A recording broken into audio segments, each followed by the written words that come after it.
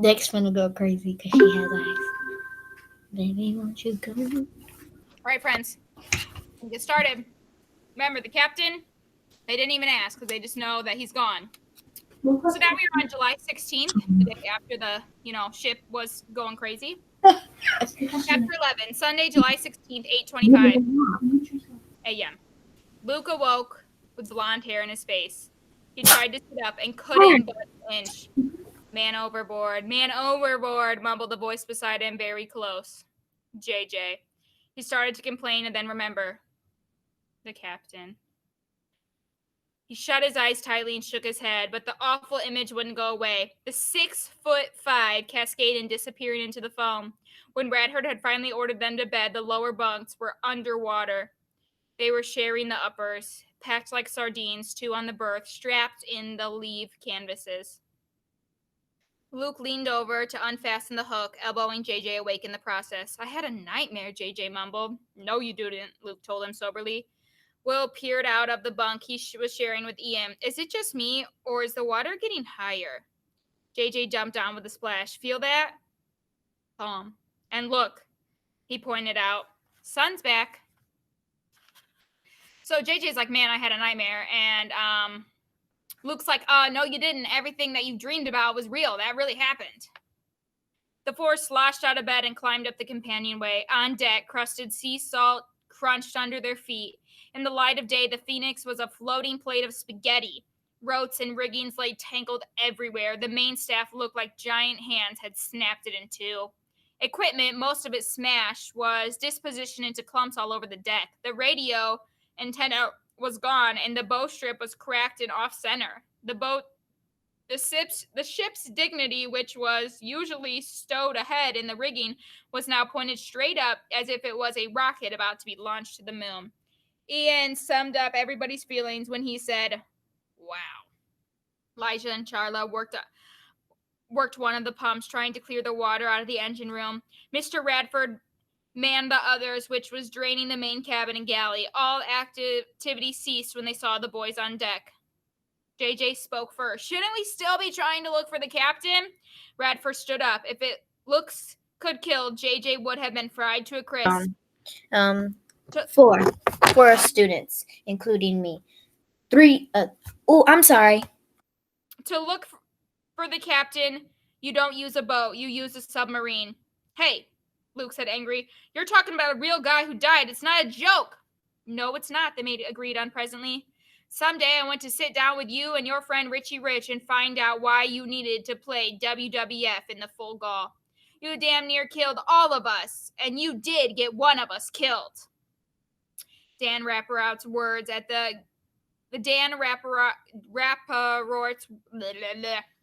Rapparott's words at the Guam airport echoed in JJ's ears. You're going to kill somebody one of these days. So literally, remember, because JJ had to put up the sails, he's the reason the button went up. He's the reason the captain was knocked down into the water. Obviously, it was a giant accident, but, Mr. Radford is seriously so angry at him because he knows that none of this would have happened if JJ would have just done what they told him to do. So he's very angry and very upset. Well, don't blame me, Luke explained hostily. I was trying to keep this maniac from raising the sails just to show you how he knew how. Not true, said JJ in a hollow tone. I thought I could help. Next time, snarled Radford, help somebody else.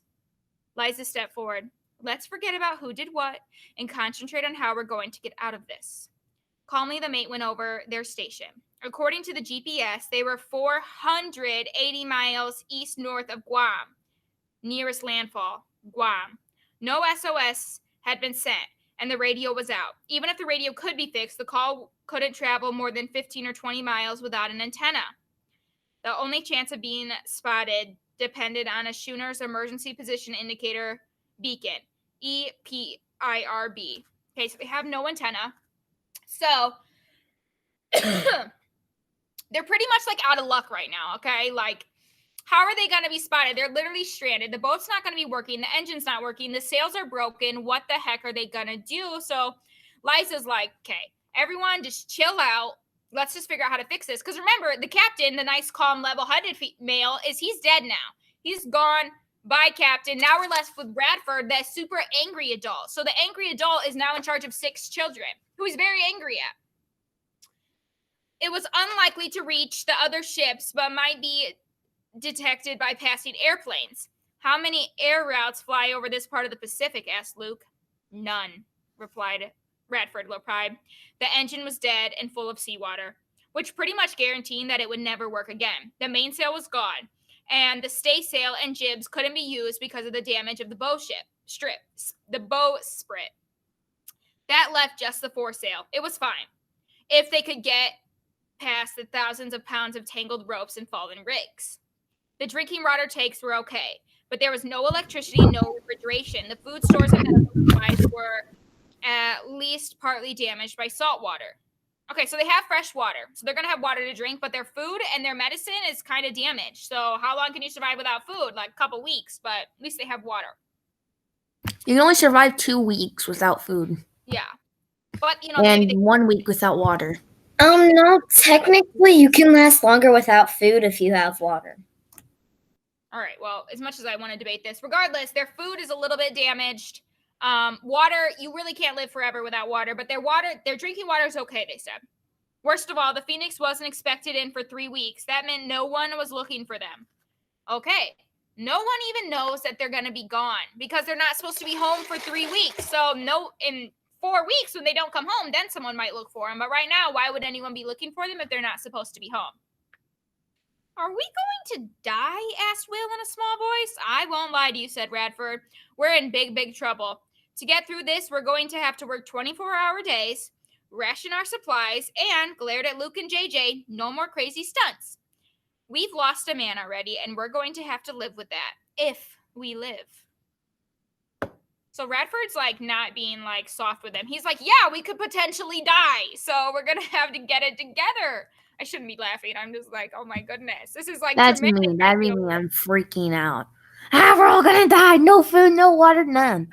Yeah, this is like a traumatic thing, but it's okay. We're gonna keep going. According to the mate, there were 3 jobs that needed to be done to ensure their survival. Pumping. Pump like your life depends on it. Because it does. Cleaning the foresails. If we go anywhere, that's how we're gonna get there. Lightening the ship. If we can't eat it, wear it, or sail it, we pitch it. We included luggage, books, all pots and pans, dishes except the bare minimum, and the waterlogged mattress off the bottom lower bunk. The drawers from the built-in dressers went over the side, along with any cartons of spoiled food from the galley. So they want the ship to be as light as possible. That way it'll move easier. So anything that that isn't a necessity right now, they're just throwing in the ocean. Like, oh, don't need this dresser? Throw it, okay? Like, well, it's just polluting, but, you know, they think it's going to help them get somewhere sooner if they get rid of the stuff. Are you sure we should be doing this? Charla asked nervously. She watched a load of instant mashed potatoes swell up like a swamp creature before sinking out of sight. It can't be good for the environment to just throw garbage in the ocean. Are you kidding me? Liza managed to manufacture a smile as she pumped. These fish never had it so good. They're probably going to ask us for some gravy. Mr. Radford clung to the main staff, chopping at the splintered wood with an axe. Will and Ian worked at the tangle of the rigging and hacksaw. It took until noon. But all hands paused to watch the top mast and hundreds of pounds of ropes and shredded canvas slide over the side and disappear under the waves. It brought up a heartfelt cheer. Even Mr. Radford added a grunt of approval. Lunch was the Phoenix's entire store of frozen hot dogs, which were thawing out since there was no electricity for freezer. Carla made a face. Any vegetables? The mate pulled out a huge tub of chocolate ice cream and tossed it at her. I can't eat this, she explained. Wait a few hours, he grunted. You can drink it. She bit her lip. Without the captain around, that terrible man was becoming meaner and more obnoxious. She felt instantly guilty. Was that all the captain meant to her, an authority figure to keep Radford in line? How selfish was that? While the crew was eating, the mate let himself over the side and down the swim ladder to check the water line of the hull. When he came back, his face was gray. Not enough, he panted. We've got to dump more gear. There's nothing left to dump, JJ protested. Radford looked at him. Don't tempt me, Richie Rich.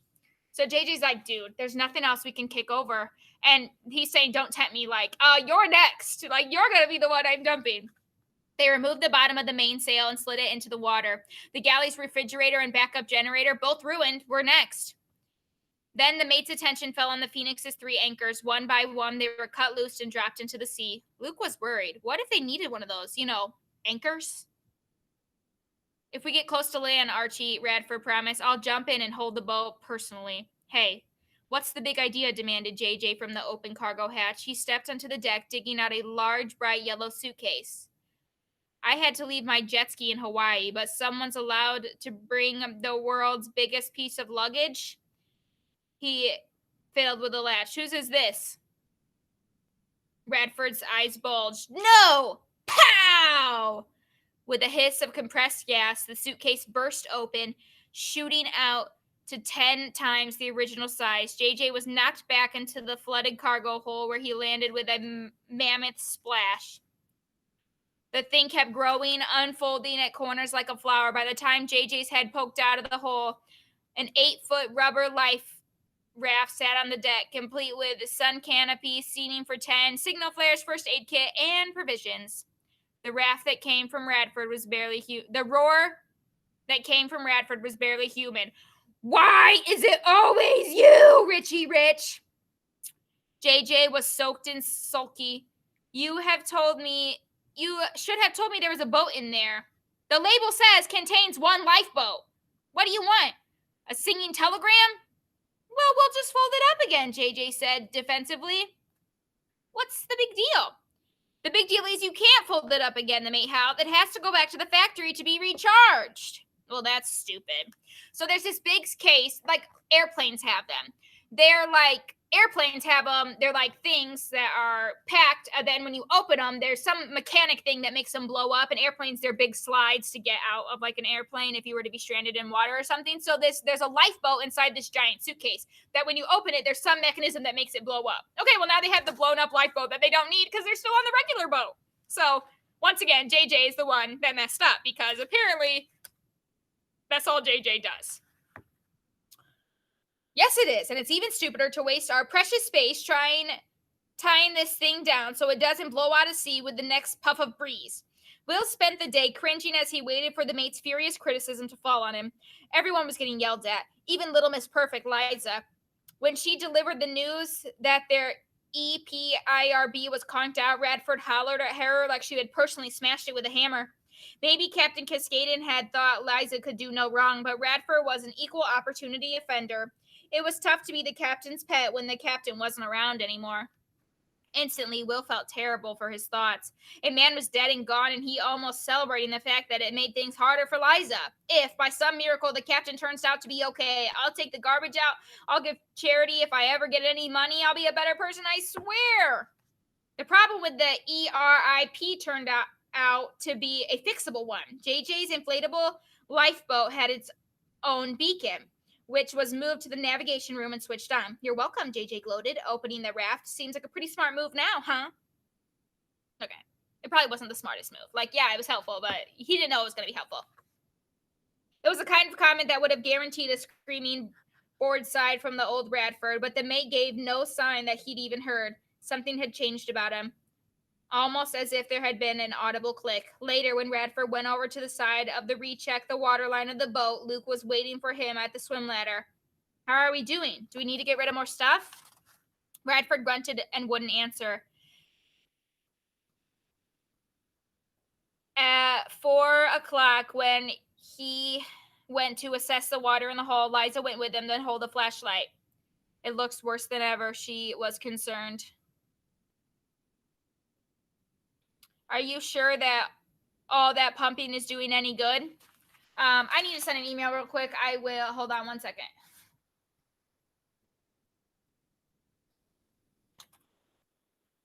Time out.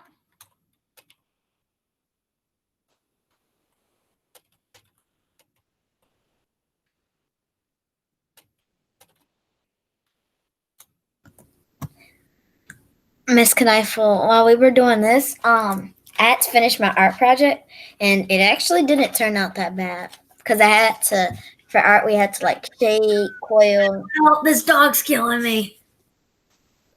Oh, God.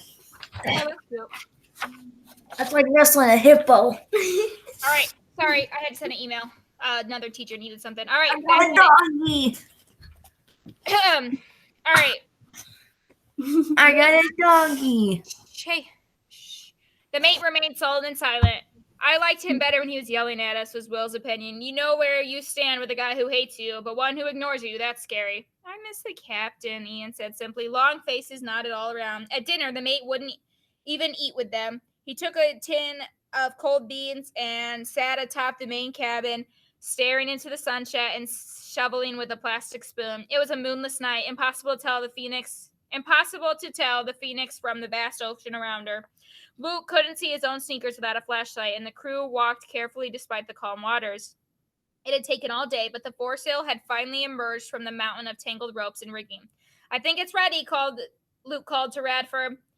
The mate was still atop the main cabin, flat on his back now staring at the stars. We're ready to raise the foresail, Luke repeated louder this time.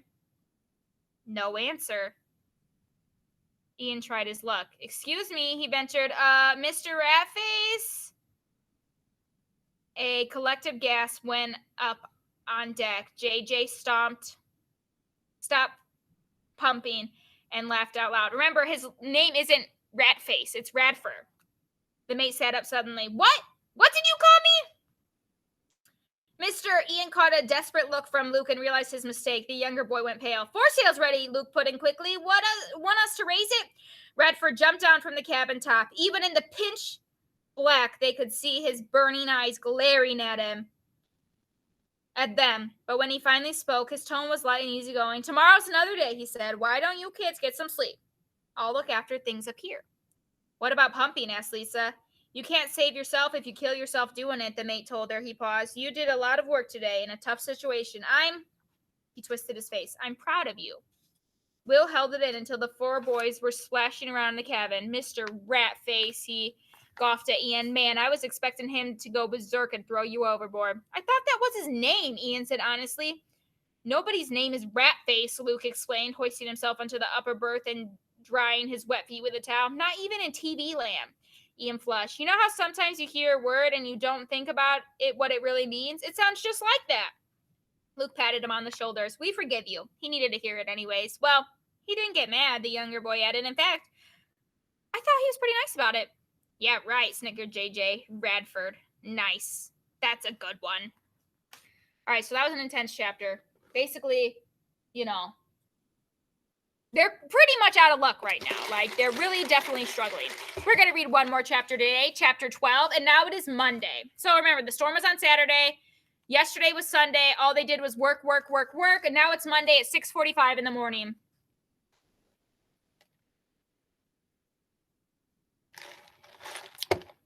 Will, wake up. Will rolled over and cast his baleful eyes on his sister. Beat it, Liza. You're not supposed to be in here. Come on! She dragged him out of the narrow bunk. His elbow smacked Ian in the back of the head as he splashed to the deck. The water was now well over his knees, halfway to his waist. Ow, the younger boy sat up. What's going on? Yeah, stormed Will. This better be good. Radford's gone. Gone? Scoffed JJ. Where could he go? Out for a stroll? He just disappeared, she said. Maybe he fell off the boat. I couldn't get that lucky, grumbled Luke. Besides, Ratface is a career sailor. He'd never go overboard, not in a calm sea like this. Up on the deck, they found Charla waiting for them. Notice anything missing? She asked. You mean besides one psychopath? JJ retorted. She pointed to the rigging around the foresail. There hung an inflatable lifeboat, exactly where they had stowed it the day before. But the Phoenix's 12-foot wooden dinghy was gone. He must have sailed off with it in the middle of the night, took the GPS too, and most of our food. He left us? Ian said wide-eyed. All alone? Impossible, Will insisted. Nobody's that rotten, not even Radford. It doesn't make sense, said Luke. Why would he set out in a wooden bathtub? Surely it'd be better to stay in a 60-foot boat. It's not exactly in mint condition, Elijah put in. The mast busted and the bowsprit, unless, not to mention the cabins are full of water, added Charla. It took a few seconds for the truth to seep in. We're sinking, cried Will. That's why Radford split. Water coming in faster than we can pump out, and he knew. Shocked silence followed. All six waited for someone to speak out to say, of course that's not what's happening here. Here's the real story. All right. So these 6 children were with 2 adults in their safety and their care. One of the adults died, and the second adult literally just left them and took most of the food. He left 6 children sailing off on his freaking own, and they're all like, oh no, like they're just letting it like sink in. Like, what the freak are we gonna do now? He could go to jail for that too, because it's Well, against the law. I mean, he's just in a tiny little wooden boat. Is he even going to be safe? He could get like a shark attack. Like, we don't even know. I want to know what happened to him. I don't like this Radford guy. He is on my bad list. He left 6 children. Hey, another chapter, please. But the facts were undeniable. They had pumped all day to lower the water level in the morning, and the high again. It was high again and even higher. The schooner was leaking, sinking, and they were on their own. Heart pounding, Luke thought back to the moment yesterday when the mate had gone for his unusual loudmouth, bullying himself quiet, sullen, and withdrawn. In that instant, Ratface must have made up his mind to desert them. He might as well have signed their death warrants. What chance did 6 inexperienced kids have on a sinking boat? The unfairness of it suddenly seemed so weighty that it threatened to crush him. He was only here because he trusted a false friend with a locker combination. Never in Luke's wildest imagination had he imagined it would cost him his life. That scumball, he said finally. Oh no! Breathed Liza. Charla sat down on the deck, her head in her hands. It's all my fault, moaned Ian. I messed up his name. He got mad at us. Hey, Luke grabbed him by the shoulders. You don't leave people to die because somebody made fun of you. God, to do something like that, you've got to be evil. What do we do now? Asked Will in a daze. We just stink and that's it? That's what Radford must think, Luke said seriously. If we make it to some port and tell the story how he deserted us, he's in big trouble. In his mind, we're already fish food. He's right, grasped Will, fighting back tears. How do you know? Liza snapped angrily. He's a sailor, he yelled. He knows a sinking boat when he sees one, idiot. Not now, commanded Luke. We have to think.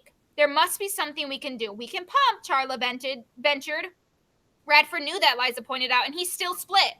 But it'll buy us some time, Luke argued. Every gallon we pump out must mean a few more minutes before we sink. Now, what else have we got? The foresail, said Ian. We never raised it, but it's ready. And the engine, Liza added thoughtfully. I could be wrong, but it's just wet. Wet, cried her brother. It's underwater. We pump out the engine room, take the motor apart, dry it out. Her eyes glared. Maybe we can put it back together again. This isn't your science fair project, Will exploded. It's real life. Well, have you got a better idea? She shot back. JJ just shook his head. Could I just say something? One by one, they looked at him in the eye. No offense, but I've never seen such a bunch of total saps in my life. No offense taken, Luke said unkindly. Seriously, JJ persisted. I mean, don't you think this is all a little too convenient? Luke looked daggers at him. No, I think it's perfectly inconvenient that Ratface left us for dead in the middle of the Pacific Ocean. And when the boat sinks, that'll be even less convenient. The boat's not sinking, scoffed JJ, and Radford didn't leave us either. Will was confused. Then where is he? The actor shrugged. On another boat, just out of sight, watching through binoculars, and who knows with him? The captain. You're sick, stormed Luke. The captain's dead. I saw him go over the side, and so did you. JJ chuckled. The special effects guy who works on my dad's movies, they can make anything seem like anything. The captain's death, the sinking boat, Radford's disappearance, they faked all that. Okay, so JJ's caught up in the movies, and he's thinking, oh, this is all fake. This is all fake. This is just to scare us. Like, dude, the captain's dead. You guys have been left, okay? JJ's crazy, in my opinion. But why in a small voice? To see how we react under pressure, JJ explained. The CNC's whole gig, cooperation, teamwork. They're probably watching us right now, making notes on what we say and do. I'll bet they've got hidden cameras and microphones all over the boat. You know what, said Luke? You're crazy. I'm the only one who's sane here, JJ replied. I've got news for you, Luke told him. You're not the center of the universe. Nobody's watching you through hidden cameras. If this boat sinks, you're going to drown along with the rest of us because the ocean doesn't care who your daddy is. That's your opinion, JJ said smugly. If you guys want to break your back on those pumps, then be my guest. I'm on vacation. If anyone needs me, I'll be working on my tan. And before their shocked eyes, J.J. Lane spread a towel across the cabin top, flaked out on it, and surrendered his body to the sun rays. So Mr. JJ's the only one that isn't realizing this is like serious stuff. Like they could literally die, and he is legitimately working on his tan. JJ, not my friend. He is not going to be a good, helpful team member. I just cannot believe Mr. Radford left them. My heart is hurting for them. I think All right, we're Red going to thinks stop he's there gonna for go today, get and help. we're going to read some more tomorrow. I feel sad for all those of our other friends who aren't listening to this story because this story is so stinking good. So I will see you guys tomorrow. There's no more lives today. If you have any homework you still need to get done, get it done. Remember, spelling is due by Friday morning, okay? Goodbye. Miss Knifel, can I just show you my spelling now so that I won't have to send it to you? Yeah, if you have it Yeah. on you. Yeah, it's right here actually. I did the pencil, pen, and marker. Okay, cool. Yeah, I can see that. And then I did, where did it just go?